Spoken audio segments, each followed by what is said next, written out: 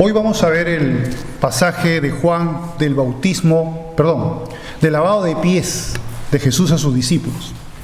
Por eso he puesto aquí este título, porque aunque en el blog el título es distinto y va al grano de lo que significa, he preferido dejar un poco en el misterio, de tal manera de que nos ahondemos en el estudio del pasaje para entender qué es lo que quiso Jesús enseñar a sus discípulos y a nosotros con este acto. Hay iglesias, seguramente quizás algunos de vosotros lo habrán visto, que esto se lo toman como que hay que instituir una ceremonia de lavado de pies. No sé si alguna vez han visto al Papa lavándole los pies a unos enfermos o presidiarios. O yo he visto en una iglesia evangélica también que en determinada fecha hacían una ceremonia de lavado de pies. Pero, ¿era eso lo que quería Jesús enseñarnos? Instituir una ceremonia de lavado de pies, que nosotros, determinada fecha, comience uno o yo, me pongo a lavar los pies, o José Luis, o cualquiera de nosotros a lavarnos los pies. ¿Será eso lo que quería enseñar Jesús?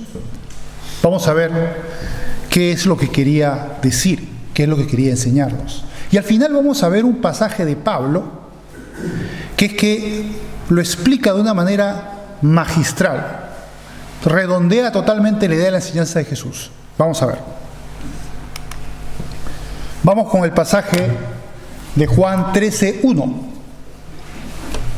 Dice: antes de la fiesta de la Pascua, sabiendo Jesús que su hora había llegado para que pasase de este mundo al Padre, entendemos perfectamente qué significa eso, que iba a morir y luego resucitar e ir al Padre, como había amado a los suyos que estaban en el mundo, los amó hasta el fin. Entonces ahí pongo la pregunta, porque lo que queremos hacer es una exégesis del pasaje. Y eso significa que hay que ser un poco exhaustivos y esos detalles no dejarlos pasar por alto y pasar de largo. Y bueno, pues hablar sobre los temas más fundamentales, pero yo creo que si queremos hacer un estudio tenemos que detenernos y explicar qué quiso decir Jesús en ese punto. ¿Qué significa que los amó hasta el fin?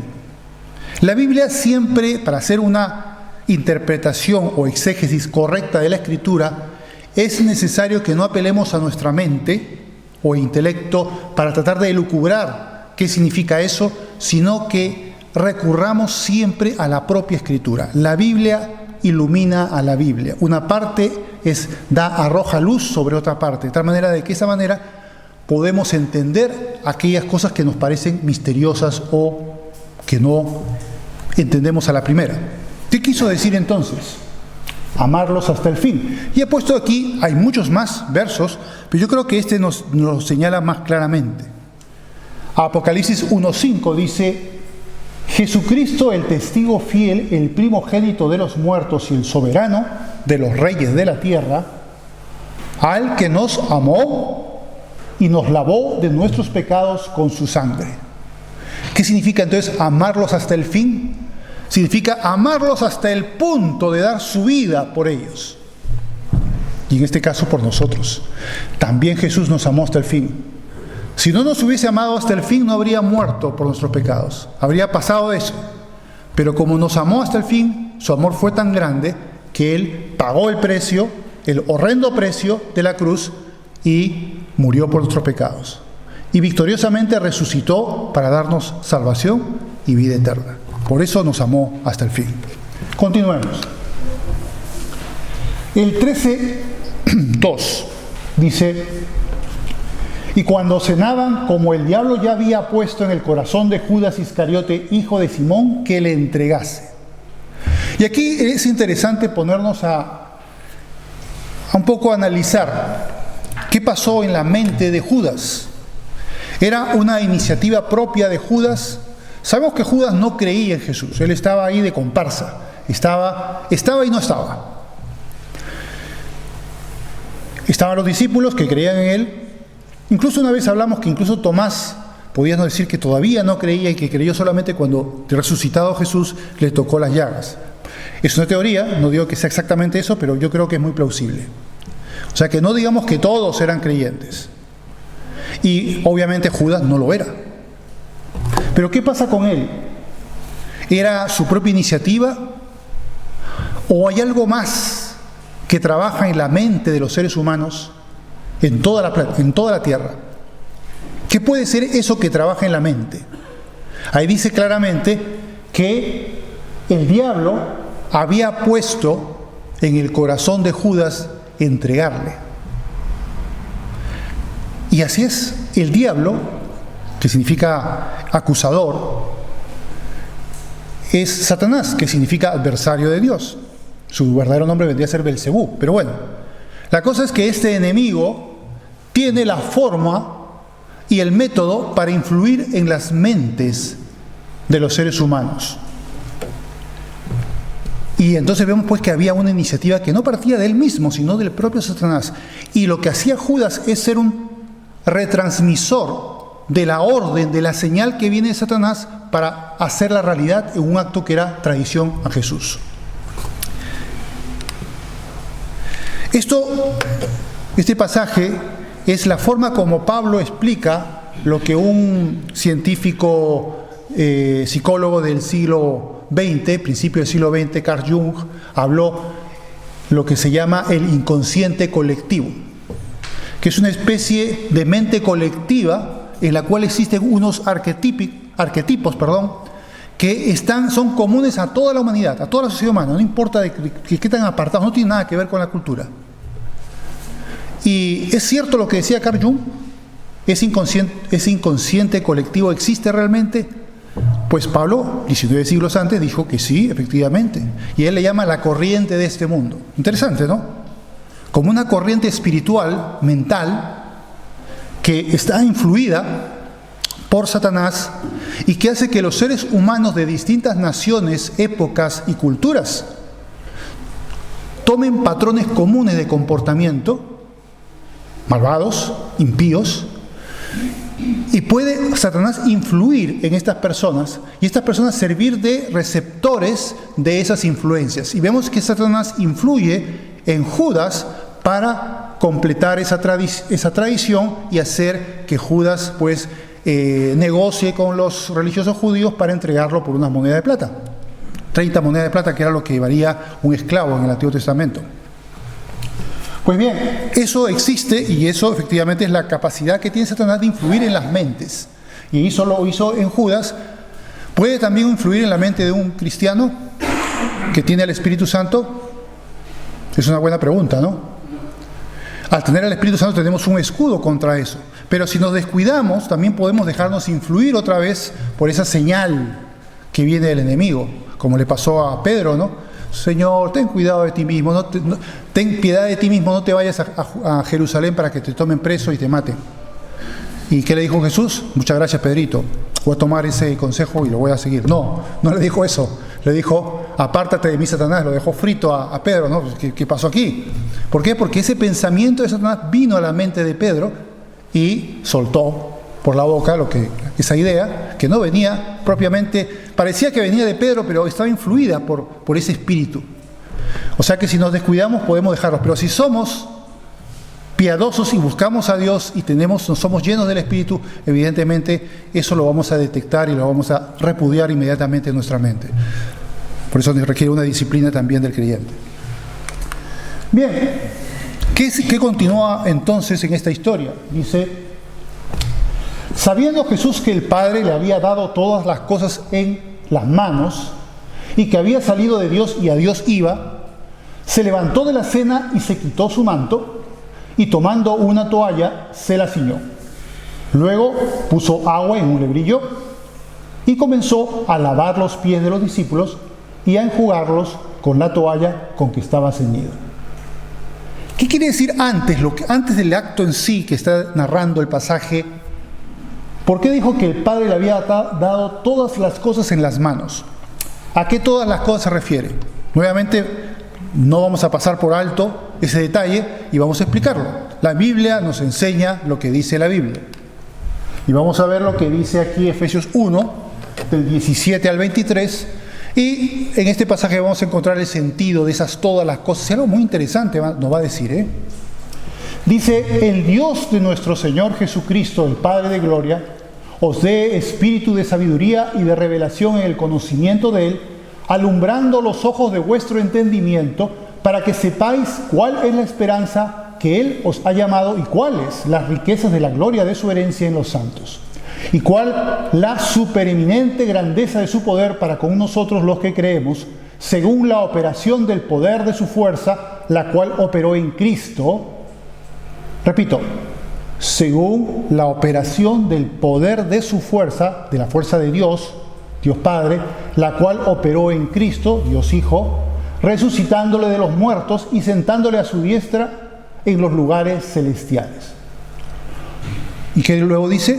Sobre todo principado y autoridad y poder y señorío y sobre todo nombre que se nombra, no solo en este siglo, sino también en el venidero, y sometió todas las cosas bajo sus pies y lo dio por cabeza sobre todas las cosas a la iglesia, la cual es su cuerpo, la plenitud de aquel que todo lo llena en todo. Pero hay un pasaje más todavía. Creo que no lo he puesto aquí. A ver. Bueno. Está en Mateo 28. ¿Recuerdan cuando parece que no lo he puesto? Qué raro. Cuando Jesús dijo, toda potestad me es dada en el cielo y en la tierra. Id por el mundo y predicar el evangelio a toda criatura. ¿Recuerdan? ¿Qué dijo eso? Toda potestad les dada a Jesús. Sobre todo principado, sobre toda autoridad. Él tiene poder. Ese es el todas las cosas que aparece en el pasaje que no se entiende muy bien, pero este pasaje de Efesios nos señala con claridad que son toda potestad, que también lo dice Jesús en el capítulo 28 de Mateo. Pues, y dice una cosa también interesante, ¿no? Aquí vamos a ver detalles curiosos. Y lo dio por cabeza sobre todas las cosas a la iglesia, la cual es su cuerpo, la plenitud de aquel que todo lo llena en todo. Es decir, que Él es cabeza de la iglesia y esa potestad que tiene sobre toda autoridad también es conferida a los miembros de la iglesia, a los hijos de Dios. De tal manera de que en el nombre de Jesús tenemos autoridad sobre toda potestad y todo demonio jamás va a poder someternos, porque en el nombre de Jesús podemos expulsarlo, podemos abatirlo, podemos eliminarlo. Eso es algo interesante que tiene la iglesia de Cristo, esa potestad conferida por la potestad de Cristo a su cuerpo, que es la iglesia. O sea, no es poca cosa lo que está diciendo ahí. Es algo muy poderoso. A veces la gente no lo entiende o ni siquiera lo toma en cuenta. Pero no, hay un poder. Primeramente, el poder de Cristo sobre toda autoridad. Y segundo, que nosotros tenemos auxilio de ese poder en el nombre de Jesús. Por eso tenemos que orar en el nombre de Jesús y podemos hacer cosas maravillosas y milagros en el nombre de Jesús. Obviamente en el primer siglo hubo más profusión de estas cosas, hoy en día ya no, pero sin embargo hay todavía muchas cosas que en el nombre de Jesús podemos hacer de acuerdo a la voluntad de Dios y al poder que Dios nos confiere según su voluntad. Bien, vamos a continuar, ya visto la explicación de eso. Luego el 13:6 al 7 dice lo siguiente. Todavía no hemos visto el asunto del bautismo, por cierto. Perdón, del bautismo, siempre me confundo el bautismo con lavado de pies. El lavado de pies todavía no lo hemos visto. Ahora lo vamos a ver. Entonces vino a Simón Pedro y Pedro le dijo, Señor, ¿tú me lavas los pies? Respondió Jesús y le dijo, lo que yo hago no lo comprendes ahora, más lo entenderás después. Tranquilo, que no sabes qué estoy haciendo yo ahora en este momento, ¿no? Uy, se queda el hombre, no, como tú, el Señor, me vas a estar lavando los pies a mí. Yo soy tu discípulo. Eso no tiene lugar, no tiene sentido. Tranquilo, yo te voy a explicar luego. ¿Qué pasó? Ahí lo explica. Jesús dice, pero le dijo, no me lavarás los pies jamás. Jesús le respondió, si no te lavare, no tendrás parte conmigo. Lo dejó cuadriculado. ¿Cómo es eso? Y dice luego, le dijo Simón Pedro, Señor, no solo mis pies, sino también las manos y la cabeza. Jesús le dijo, el que está lavado no necesita sino lavarse los pies, pues está todo limpio y vosotros limpios estáis, aunque no todos. Ya sabemos quién es la ausencia. porque sabía a quién le iba a entregar, por eso dijo, no estáis limpios todos. Bien, ¿qué quiso decir ahí? Si no te lavares, no tendrás parte conmigo. Si no dejas que yo te instruya, Pedro, no vas a tener parte conmigo. Igual nos dice a nosotros, si no dejas que yo te instruya, no tendrás parte conmigo. Si quieres tener parte conmigo, déjate instruir por mí. Obedece a la palabra de Dios para que participes de las bendiciones que tengo para ti. No te niegues a recibir mi instrucción. No cierres tus ojos ni tus oídos a lo que te enseña y te exhorta la palabra de Dios. Si es tocado tu corazón, obedece. Responde con obediencia a la palabra, al consejo de Dios. No te enrosques, ni te niegues, ni dices, no quiero saber nada de eso. No. Déjate instruir. Es parte de ese contrato con Cristo para poder tener la bendición de Dios. ¿Y qué significa eso de que vosotros estáis limpios? Aunque no todos. ¿Qué significa eso? ¿Por qué Jesús dice que Pedro y casi todos el resto de discípulos, salvo uno, están todos limpios? ¿Limpios de qué? ¿Por qué están limpios? Tenemos que también entender eso, ¿no? Vamos a ver un pasaje que nos lo va a decir. En el 15:3 de Juan, te lo dice muy claro, dice, ya vosotros estáis limpios por la palabra que os he hablado.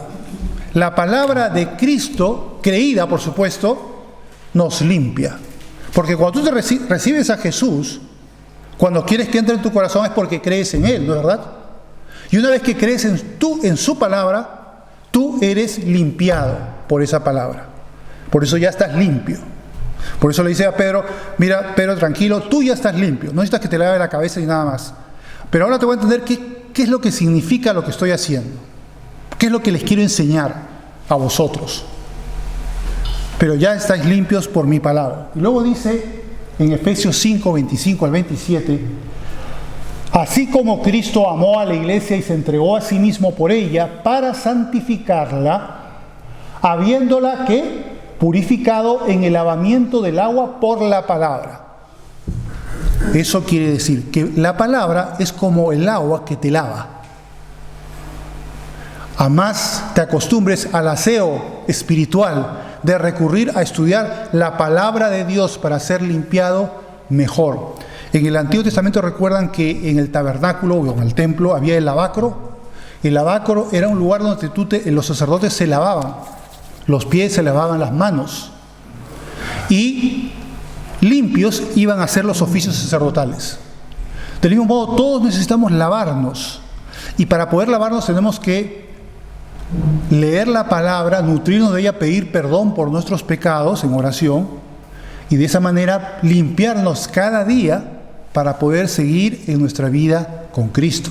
Eso es fundamental.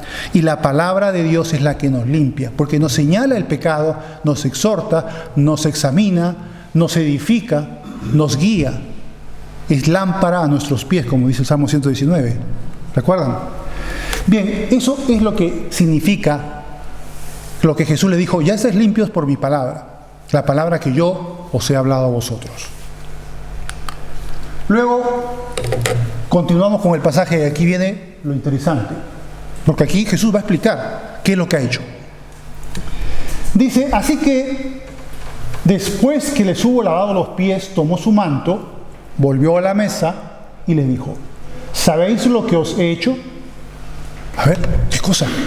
¿Qué nos has hecho, Señor? Estamos extrañados, confundidos de que se te haya ocurrido de pronto coger una toalla, lavarnos los pies y, ¿cómo así? En la antigüedad, como la mayoría de las personas andaban pues con el calzado, era una especie de sandalias.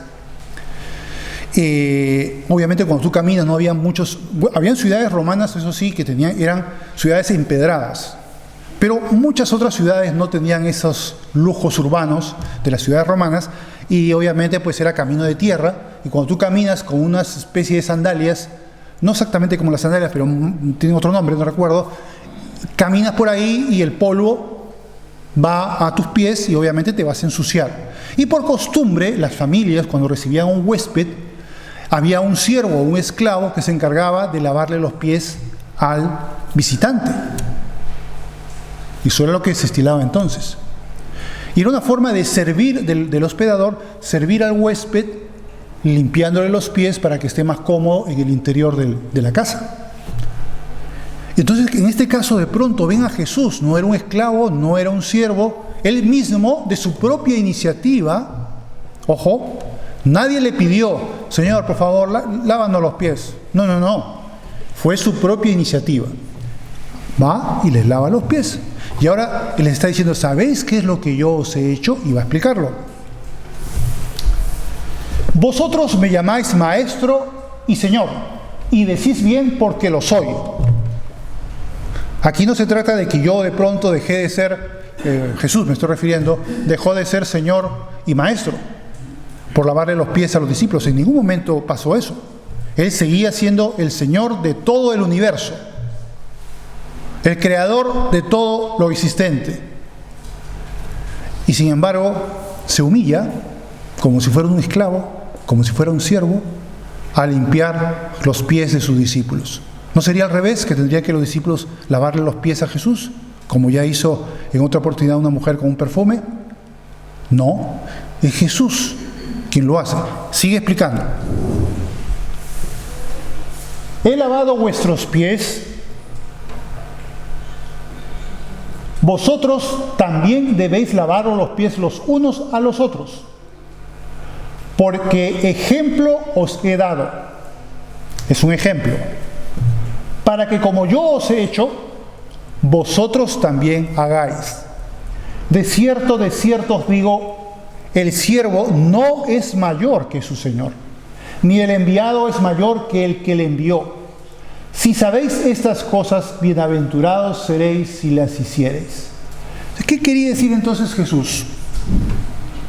Hay dos cosas aquí, dos cosas muy importantes que luego Pablo en un magistral pasaje nos lo va a enseñar bastante bien. La humildad y el servicio. La humildad es la actitud totalmente opuesta al orgullo, a la arrogancia o a la vanagloria, de que en lugar de considerarte que eres el rajá de la India o un pachá otomano o lo que fuese, eres capaz de servir a tu hermano humildemente, de hacer algo que puede parecer como humillante o rebajarte, pero que en realidad no es para nada eso, en lo absoluto. Voy a poner primero este pasaje y luego lo analizamos el otro que es largo. Dice, humillaos pues bajo la poderosa mano de Dios para que Él os exalte cuando fuere tiempo. Sé humilde, sirve con humildad, aunque eso pueda parecer una humillación, porque si se ponen a pensar, no sería una humillación para Jesús, el Rey de Reyes y Señor de Señores, rebajarse a la condición de un esclavo, de un siervo, y ponerse a lavar los pies de sus discípulos. ¿No era eso en cierta manera una humillación? ¿No es la humildad la capacidad de humillarte? ¿De no creerte ni envanecerte como que eres un pachá de la India? Yo recuerdo en una iglesia, y perdonen que yo use ejemplos personales porque pero hay formas de, yo creo que otras personas que también hablan sobre el Evangelio y muchos libros que escriben también cuentan parte de sus anécdotas personales para un poco ilustrar lo que están hablando. Y claro, yo creo que puedo también contribuir con una experiencia personal sobre esto. Yo recuerdo, iba hace muchos años en una iglesia y bueno, no tenía ningún ministerio conferido por nadie ahí, iba simplemente. Era un local alquilado porque no era templo. Y como no tenía nada que hacer, pues bueno, yo decía, bueno, yo veo que por las mañanas hay que poner las sillas para que cuando ya venga la gente, las sillas estén puestas. Entonces yo venía más temprano, era el primero que venía y me ponía a poner todas las sillas y dejaba todo el local dispuesto ya para el culto. Y como tampoco después de eso no tenía nada que hacer, ni nadie me ha dicho hacer algo en la iglesia o servir de alguna manera, me ponía en la puerta y recibía a la gente que entraba, o si había un folleto que darle, se lo daba, o lo que fuese, ¿no? Estaba una especie de ujier. O sea que no fue que alguien me lo dijo, sino que por iniciativa propia lo hice. Entonces, digamos que esa es la idea. Por iniciativa propia, tú te humillas, haces algo humilde de servicio a los hermanos. Puede ser que los invites, que los lleves en el coche, puede ser que les ayudes de una manera o de otra. Hay muchas formas de ayudar y de servir a tus hermanos. Y algunas de esas formas de servir pueden parecer, o por ejemplo, está enfermo, vas y le preparas la comida en su casa, por ejemplo, ¿no? He visto algunos hermanos que hacen eso. Es una forma de mostrar tu humildad y no decir, no, es que ¿cómo yo voy a hacer eso? Es que yo soy un rajá, yo soy la eminencia y yo no me voy a rebajar a saludarlo ni a servirle. Eso no puede ser. Todos nosotros, los creyentes, tenemos que ser humildes, saludarnos a todos. Nadie que se crea el señorito o el señorazo, que tenga que, no, que me venga a saludar a mí, yo no le voy a saludar. No. Tienes que ir a saludarle. Y si puede servir de alguna manera, le sirve de alguna manera. Hay muchas formas. Aunque eso puede incluso parecer un poco humillante, pero ahí está puesta humildad. Si eres humilde, no vas a tener ningún problema de humillarte y de servir a ese hermano. ¿Y qué les enseña Jesús? Fíjense, yo, que soy el Rey de Reyes y Señor de Señores, que soy Dios en la tierra, me he humillado por mi propia iniciativa para enseñarles a vosotros que seáis humildes y que os humilléis también y serváis a vuestros hermanos humildemente. Más claro el agua. Bueno, vamos a volver ahora al pasaje anterior que también lo explica Jesús en otro episodio. Explica el tema de el liderazgo y cómo debe comportarse un líder. Fíjense la idea de Jesús de liderazgo y de líder. Es totalmente distinta a la del mundo, ¿eh? El mundo del líder es un personajillo que está ahí en la eminencia, que hay que ilustrarle los zapatos si es posible, ¿no? Hay que hacerle la venia, ponerle su alfombra roja, ¿no? Eso es lo que se entiende en el mundo del liderazgo. ¿Es el liderazgo de Cristo? No. Vamos a este pasaje un poquito largo, perdonen, pero es necesario para entrar en contexto. La parte amarilla es la que vamos a analizar más a fondo. Pero no se puede obviar la otra parte, porque la otra parte nos lleva el contexto del sentido de lo que quiso enseñar Jesús. Es muy importante. Fíjense cómo esa idea errónea de liderazgo la tenían los discípulos. Y fíjense lo que va a pasar. Dice, entonces Jacobo y Juan, que eran hermanos, hijos de Zebedeo, se le acercaron diciendo, Maestro, querríamos que nos hagas lo que pidiéramos. Él le dijo, bueno, ¿qué queréis que os haga? Y ahora miren lo que piden. Ellos le dijeron, concédenos que en tu gloria nos sentemos el uno a tu derecha y el otro a tu izquierda. Qué poca cosa, ¿no? Qué humildes, ¿no? Entonces Jesús le dijo, no sabéis lo que pedís. ¿Podéis beber del vaso que yo bebo y ser bautizados con el bautismo con el que yo soy bautizado? Es decir, morir de una manera cruenta por el Señor. Ellos le dijeron, podemos. Jesús le dijo, a la verdad del vaso que yo bebo beberéis, y con el bautismo con que yo soy bautizado seréis bautizados. Pero el sentaros a mi derecha y a mi izquierda no es mío darlo, sino a aquellos para quienes está preparado. Cuando lo oyeron los 10, ¿aplaudieron? No, sino que aquellos cuando lo oyeron los 10 comenzaron a enojarse contra Jacobo y contra Juan. ¿Por qué se enojaban contra Jacobo y contra Juan? ¿Es que acaso esto con qué derecho van a pedir eso? ¿Y por qué yo no? ¿Por qué yo no me siento a la derecha o a la izquierda de Jesús? Caramba, ¿cómo puede ser posible? Y se comenzaron a reír, a ver quién se sentaba a la derecha, quién se sentaba a la izquierda de Jesús. Y claro, estaban totalmente desencaminados estos hombres. Y Jesús ahí empieza a reconvenirles y a explicarles que ese liderazgo es basura para Dios. Eso no quiere Dios. Quiere otra cosa. Y aquí va a explicar qué es lo que Dios quiere.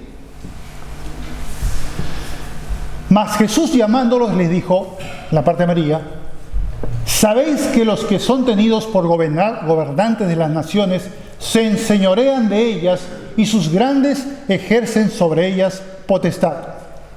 Pero no será así entre vosotros, sino que el que quiera hacerse grande entre vosotros será vuestro servidor. Y el de vosotros que quiera ser el primero será siervo de todos. Porque el Hijo del Hombre no vino para ser servido. Fíjense que podría haberlo hecho, siendo quien era. Y sin embargo no, sino para servir y para dar su vida en rescate por muchos. Increíble. Dios mismo demuestra una extraordinaria humildad y se humilla haciéndose forma de siervo, ya veremos el pasaje, hasta el punto de morir en la cruz por nosotros. Él vino a servir. ¿Con cuánta mayor razón nosotros no tenemos también que hacer lo mismo que Jesús hizo y recoger esta enseñanza para tener parte con Él en su bendición de que seamos humildes? Y recuerden, la humildad es la capacidad de humillarte por servir a otros. Eso es lo que tenemos que hacer como cristianos. Tener muy claro eso. Y no va esos señores, esos pastores que van así, aparecen al final, bien encumbrados, y que son casi unas deidades que pasan por el camino, hay que poner la alfombra. Y eso de cristiano tiene muy poco, no tiene nada. No sé si han visto algunos de ese tipo tipejos arrogantes ahí que son las autoridades espirituales. Eso de cristiano tiene absolutamente nada. Es un grave error. ¿Y cómo estará el corazón de esa persona para que entre en esas arrogancias? Ningún creyente tiene que andar en esas arrogancias, sino más bien en humildad y ser capaz de servir a sus hermanos. No somos nadie más que lo que Dios ha puesto en nuestro corazón y porque Dios nos ama, pero especialmente algo somos, no somos especialmente nada. Bien, ya vimos este pasaje, ahora continuamos con el pasaje de Juan. Dice, no el Juan 13, 18 al 19. Ahora sí ya se refiere a Judas. No hablo de todos vosotros, yo sé a quiénes he elegido, mas para que se cumpla la escritura, el que come pan conmigo levantó contra mí su calcañar. Desde ahora os lo digo antes que suceda, para que cuando suceda creáis que yo soy. O sea, aquí Jesús está diciendo, voy a dar por señal, los estoy avisando de antemano de que esto va a suceder. Ellos estaban todavía confundidos en gran medida porque no encajaba en sus mentes lo que iba a suceder con Jesús, que iba a ser muerto. Él se los dijo varias veces, pero como que no entendían, porque ellos también tenían esa idea preconcebida, mal justificada teológicamente, de que el Mesías que permanecería para siempre, como efectivamente algunos pasajes lo dicen, pero sin mencionar otros detalles proféticos que decían que el Mesías sería muerto, la razón de su muerte y su resurrección. Eso está en la Biblia. Pero ellos estaban confundidos. Pero Jesús le dice, como señal, te voy a decir que uno de vosotros me va a traicionar. El que come pan conmigo, contra mí, levantará contra mí su calcañar. Pues bien, ahí ya hace esa profecía. Y continuemos entonces en el verso 20, que es el último que vamos a ver hoy, que dice, de cierto os digo, el que recibe al que yo enviare, me recibe a mí, y el que me recibe a mí, recibe al que me envió.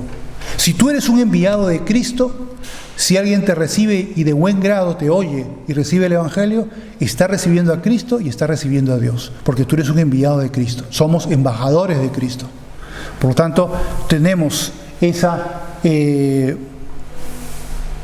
categoría, por decirlo de alguna manera, en lo que somos nosotros cuando vamos como embajadores de Cristo ante otra persona, porque somos enviados con Dios y Dios tiene un plan para todo lo que va a salir de nuestra boca en esos momentos.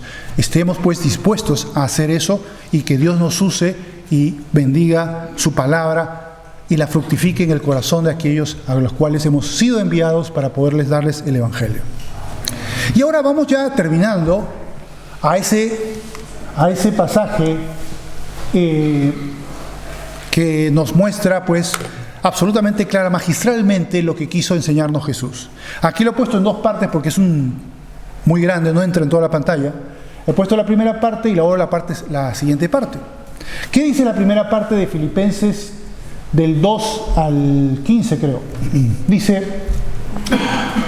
por tanto, si hay alguna consolación en Cristo, si algún consuelo de amor, si alguna comunión del Espíritu, si algún afecto entrañable, si alguna misericordia, completad mi gozo, ¿qué? Sintiendo lo mismo, teniendo el mismo amor, unánimes, sintiendo una misma cosa.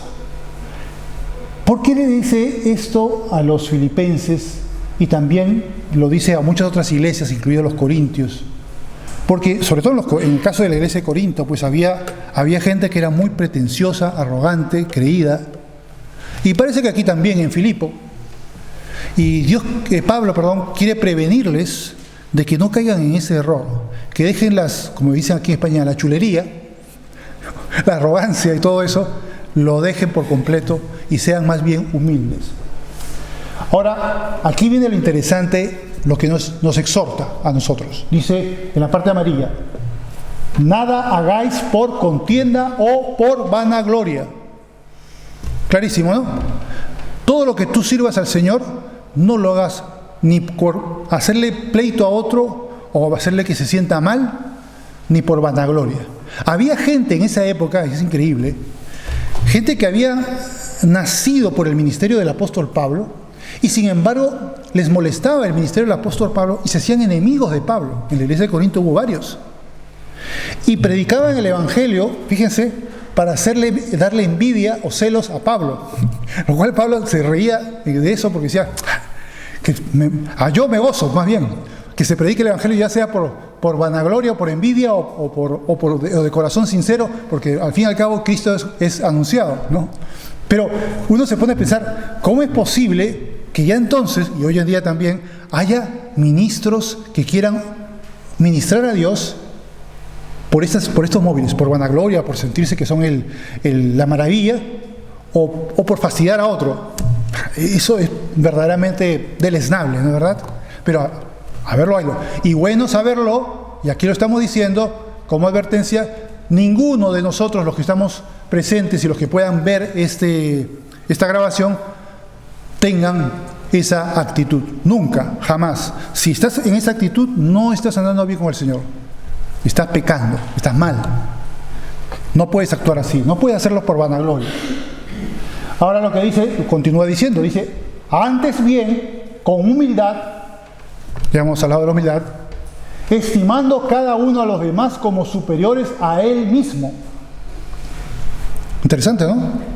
No, es que estos pobres cristianitos de a pie, los miro con un desdén, ¿no? Como diciendo: uy, están muy niñitos todavía en la fe, yo que soy una eminencia, un super maduro en la fe, que mis pies ya están caminando sobre las nubes. ¿Qué voy a...? Pobrecito los otros. Eso se llama... ¿Es una actitud arrogante o no? Eso es una actitud arrogante. Yo no creo que nosotros, que nos conocemos mejor que nadie, salvo Dios, por supuesto, a nosotros mismos, no sepamos de todas las cosas que hay en nuestra vida, pecados, defectos, debilidades, o no. Vamos a hacer un borrón de todo eso y creernos la maravilla. No, definitivamente no. Dice: no mirando cada uno por lo suyo propio, es decir, por lo que a mí me interesa. No, yo tengo que conseguir réditos, frutos, ganancias. No, eso no tampoco. No mirando cada uno por lo suyo propio, por sus propios intereses, sino cada cual también por lo de los otros, es decir, qué es lo que a otros puede ser útil, qué es a lo que a los otros puede beneficiar y bendecir. Entonces, en la medida que tú eres un foco de bendición a los otros, estás cumpliendo con la voluntad de Dios. Bien, y ahora la otra parte, la parte de Jesús. ¿Cuál fue entonces el ejemplo que Jesús nos dio y qué es lo que quería decirle a los discípulos? Y aquí viene esta magistral parte. Haya pues en vosotros este sentir que hubo también en Cristo Jesús, el cual, siendo en forma de Dios, no estimó ser igual a Dios como cosa a que aferrarse. Podría haberse dicho: no, yo no me voy a rebajar en ir a la tierra, encarnarme y pasar por la cruz. Podría haber dicho eso, ¿no? Pero gracias a Dios, gracias a Cristo, que no tuvo esa actitud. Y muy por el contrario, nos amó hasta tal punto que Dios Padre entregó a su Hijo, sabiendo que Él iba a sufrir, y el Hijo, Jesús, voluntariamente, porque eso también está bien claro en la Escritura, que eso lo hizo voluntariamente, y también como obediencia al Padre, pero también por voluntad propia, se entregó a sí mismo. Miren lo que dice: el cual, siendo en forma de Dios, no estimó ser igual a Dios como cosa a que aferrarse, sino que se despojó a sí mismo, tomando forma de siervo, se humilló, hecho semejante a los hombres, y estando en la condición de hombre, ¿qué hizo? ¿Se enalteció? ¿Se enorgulleció? No, se humilló a sí mismo, haciéndose obediente hasta la muerte, y no cualquier muerte, y muerte de cruz. Por lo cual, Dios también le exaltó hasta lo sumo, y le dio un nombre que es sobre todo nombre, para que en el nombre de Jesús se doble toda rodilla de los que están en los cielos, en la tierra y debajo de la tierra, y toda lengua confiese que Jesucristo es el Señor, para gloria de Dios Padre. Brillante, ¿no? Nos ha marcado lo que Jesús dijo allí en el capítulo 3 de Juan, pero de una forma súper bien explicada. Pablo nos ha señalado el sentido de lo que hizo Jesús al lavarle los pies a los discípulos. La verdad, yo nunca, hasta preparar el mensaje, había encontrado la correlación de este pasaje con el lavado de pies de Jesús. Pero gracias a Dios que por eso me gusta también poder predicar la palabra, poder participar es que le pido a Dios, obviamente en oración antes, que Él me guíe en preparar el mensaje, y nunca me ha defraudado. Siempre me ha ayudado a entender muchos misterios que yo digo, ¿qué voy a predicar en este pasaje? Y el Señor siempre me da. No es que yo sea un erudito, no es que sea algo que sea mi propio mérito, sino es que Dios mismo es el que va señalando en la mente qué pasajes son. Y la verdad que me ha asombrado mucho ver cómo este pasaje encaja de una manera tan maravillosa con lo que quiso Jesús decir a los discípulos sobre lo que hizo al lavarle los pies.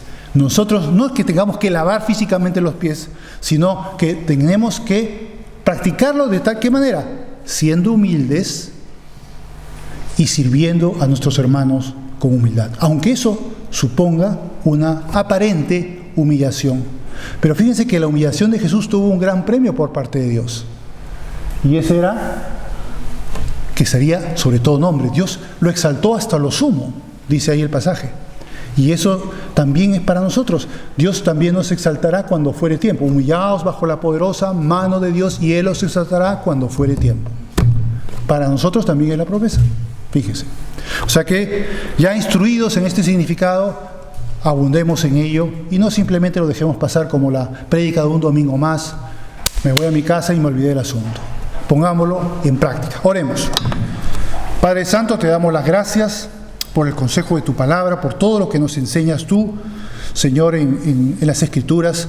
Te pedimos, oh Dios, que no caigamos en ese feo pecado de la arrogancia, de sentirnos que somos mejores que otros hermanos, sino que sabiendo todas nuestras debilidades y nuestra pecaminosidad, sepamos ser humildes, Señor. Sepamos que tenemos que servir a nuestros hermanos en humildad, de cualquier manera. Y aunque esa manera pueda parecer humillante o una rebaja, debemos tener claro, Señor, de que es el tipo de corazón que tú buscas en un hijo tuyo, que sea humilde y capaz de humillarse para servir a sus hermanos. Te pedimos que abundemos en esto, que no se nos olvide ni lo pasemos por alto, y que tú puedas usarnos con poder, Señor, para servir a nuestros hermanos y para expandir tu evangelio. En el nombre precioso de Jesús te lo pedimos. Amén.